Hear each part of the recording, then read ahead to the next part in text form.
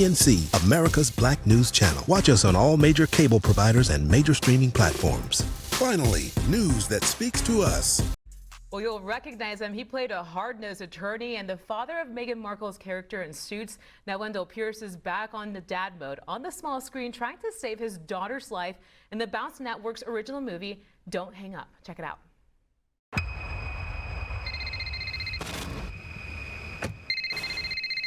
Hello? Dad? Sarah? If you want to see your daughter again, drive and don't hang up. Do exactly what I tell you, and you'll get her back. This is an untraceable cell phone and a virtual number. If you try to call or text anyone, I will know. If you mute your phone, I will know and she will die. What do you want? 50,000. That's everything we have. You're free to set a limit on what your daughter is worth to you. But remember, she's worth quite a bit to me. This is the moment that decides how you spend the rest of your life. We're running out of time. I could live without the money. But could you live without your daughter?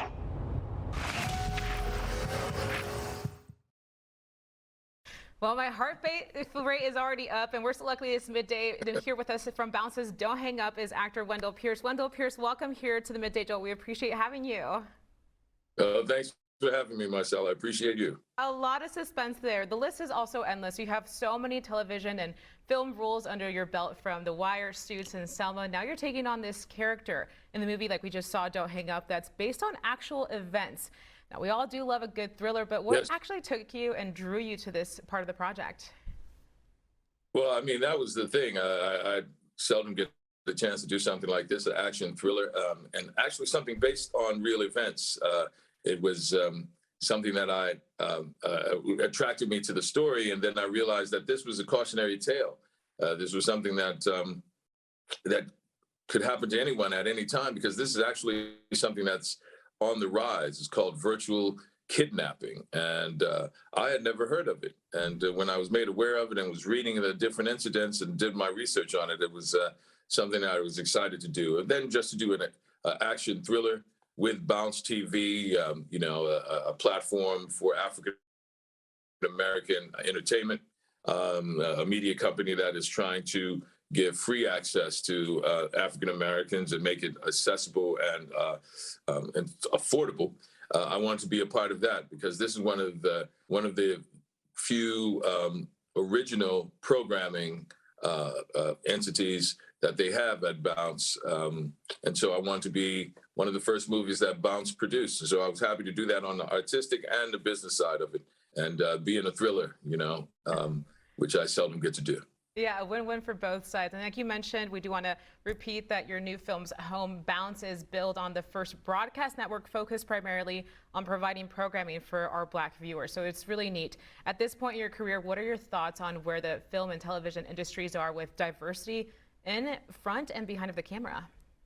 I think it's something that there's always an ebb and flow. One of the first films ever made with the technology of filmmaking was The Kiss, that we all know about, but we've always been told that one few minutes, it was this one white couple, but they actually had a Black couple that was on the first film. It was actually put into the Library of Congress just last year, the year before.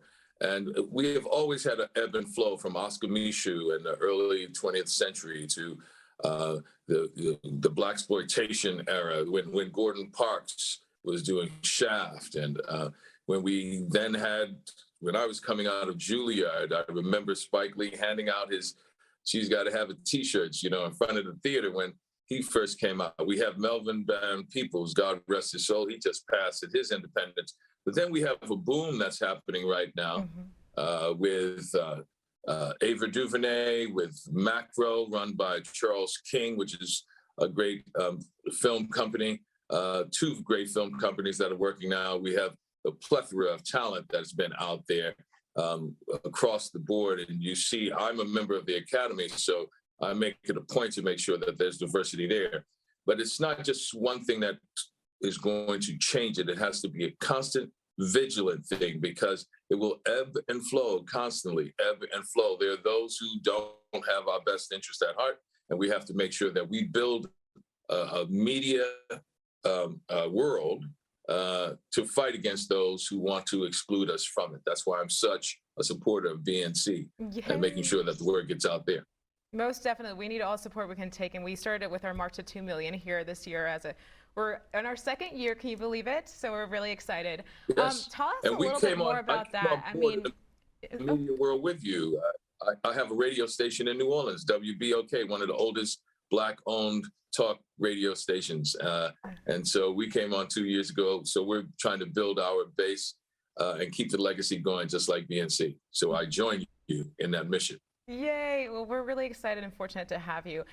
Talk about a little bit more of that and how that transition has been as well. I mean, it took a while to get to see that traction with these big roles, you know, with people like yourself behind and in front of the scenes. Where do you think is the lack of, to keep that consistency going, you know, that breaking that cycle, where do you think the work needs to be done? Well, we as creatives are always doing it. One of the oldest film festivals in the world is FESPACO in Ogadishu, Burkina Faso, older than Cannes, and it's actually in Africa. I think that what we need to do is distribution is the issue. We have the creatives, we have the creators. We're building the financing. I feel as though the 21st century social justice movement is economic and development, and so we're building that. I think distribution is where we need to focus next to make sure that we build the distribution arms to get our content out there, to make sure that we have the independence and that we're not just reliant on someone else. We can create great content. We can develop our skills as directors, producers, and artists. We can build the producing companies that are able to find finances to build a canon of movies. But if we don't have the distribution, then we are still reliant on others to put our material out there. So distribution is the next piece to the puzzle. And then we can dispel all of that myth that Black product doesn't impact on an international stage. I'm living and working right now in Budapest, and I'm stopped on the street every other day. So don't tell me that Black content does not impact people around the international community. Very well put, Wendell. We do have to address this. It was, of course, a heartbreaking day here at BNC when your former co-star from The Wire, Michael K. Williams, passed away last year. So again, our condolences with that. You did post about it on Twitter about the lessons that you learned that he already mastered. So of course, a lot of reaction to that. So when you heard about the news about him when you were out in Europe, could you walk us through that moment? It broke my heart. In every life, people will understand the sort of heartache that a death like Michael's can have on you. For him to be so young, to know what he was to me, not only as a friend, but as someone I admired, because he dealt with his challenges for years now. I met him 20 years ago now.